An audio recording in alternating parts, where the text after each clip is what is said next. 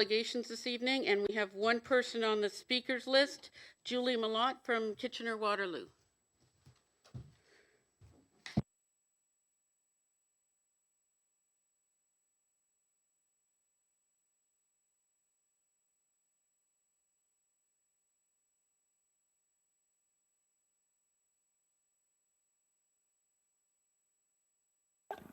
Hello. Oh, there's my voice.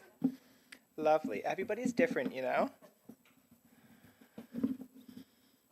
All right. Do I just get started? Awesome. Good evening, trustees. Thank you for receiving my presentation.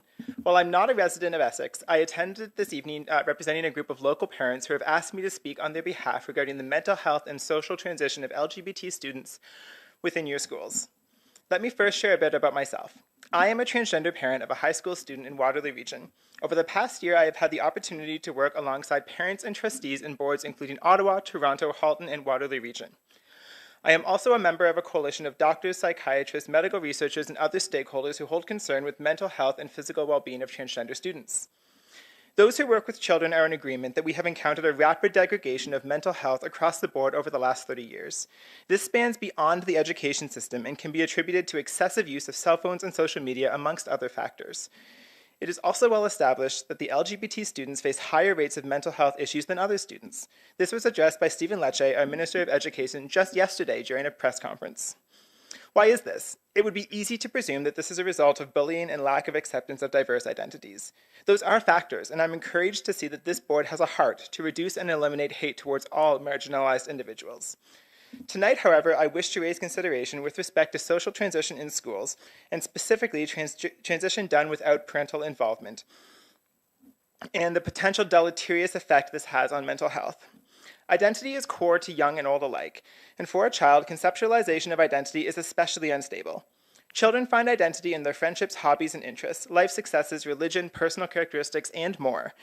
It's easy to create an image in our mind of a child who adopts a cross-gender identity. Many of us might place a picture of a little boy or girl who has never fit in with the stereotypes of their assigned gender. We might imagine that this child who excels dramatically once they're affirmed as their preferred gender and suddenly makes a 180-degree turn from their previous unworkable life. Poster child stories like this do exist, but they're not the complete picture. Comorbidity is commonplace, and a significant overlap is seen between individuals with gender dysphoria and those who experience autism, mood disorders, anxiety disorders, borderline personality disorders, and more. For some children, transition perpetuates or is resultant of underlying conditions that require professional attention. This is not school council level stuff. These conditions require expertise from clinicians to diagnose.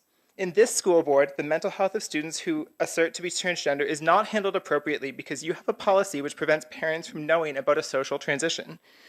But it's just a name and pronoun, some say regarding social transition. I say from personal experience that this is a profound intervention. We must remember that there is a social cost to desisting. Unlike a sexual identity like being gay or bi, a cross-gender identity is salient. Every teacher you have, every student you interact with, they all know about your gender identity. It's something you wear on your face. Backing out this identity once you've formed friendships and social standing under the identity is not nearly as trivial as it might sound. I have seen the tears of regrets in the eyes of detransitioners as they tell me their stories. While my story of transition success matters, so too do their stories of deep regret. Now, clearly this is not within the school's expertise to vet whether or not transition is appropriate for a given child. Mental health and psychiatric support are effective in helping to sort through complex feelings and emotions, but that mental health support can only happen if the medical community is involved and the connection between the school and the healthcare system is the family. I understand the motivation of your policy. I was 12 years old when I came to understand myself as transgender, and I was deeply ashamed and did not want my parents to find out at any cost. But do you know what else was also true? My parents were kind and loving individuals. They would not have approved of my transgender identity, just as they do not approve of it today. But I would not have been in danger. My parents finding out would have been the best outcome for me. By hiding this from parents, I lived a double life and I hid who I was. That is what I find so concerning about this policy. We are isolating children from both their families and the medical support community. Maybe social transition is the right path for a given child, but who is helping the child support this? When you transition in part of your life but not everywhere, it's natural to invest only in the relationships where you feel affirmed and let those not in the loop slip further away. This dissonance between those two competing social circles, the one where you're affirmed and the other where you are not, can bring even more intense dysphoria.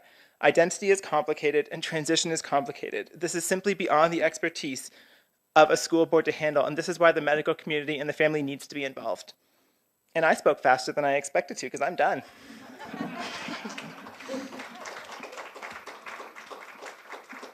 Do we have any questions of clarification from our trustees? Any questions of clarification? Thank you so much for making the travel and sharing your Thank you for having journey me. with us. Do I push Thank the you. little button again? Sure. Yeah, lovely.